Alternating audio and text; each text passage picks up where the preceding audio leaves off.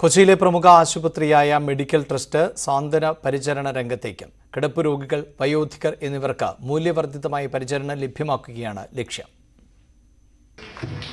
കൊച്ചിയിൽ നടന്ന ചടങ്ങിൽ Hibi Eden MP medical trust ഹോസ്പിറ്റലിന്റെ പാലിയേറ്റീവ് കെയർ ഉദ്ഘാടനം ചെയ്തു. ക്രിട്ടിക്കൽ കെയർ അടക്കം കൊച്ചി നഗരത്തിലെ ഏറ്റവുമധികം വിജയനിരക്കുള്ള ആശുപത്രിയാണ് മെഡിക്കൽ ട്രസ്റ്റ് എന്ന് ഹൈബി ഈഡൻ പറഞ്ഞു.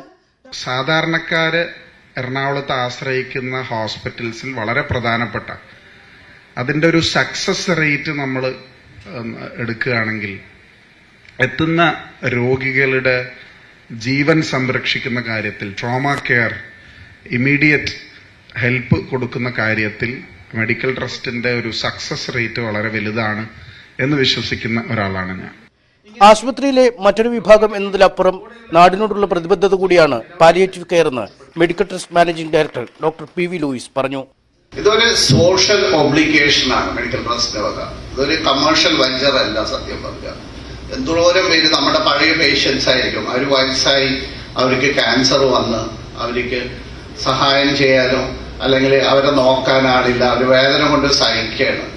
ഇവർക്ക് മെഡിക്കൽ ട്രസ്റ്റിന്റെ ഒരു സൊസൈറ്റിക്കുള്ള ഒരു സോഷ്യൽ ഒബ്ലിഗേഷനായിട്ട് ഏറ്റെടുത്തേക്കുന്ന ഒരു പ്രൊജക്ട് തന്നെയാണ്.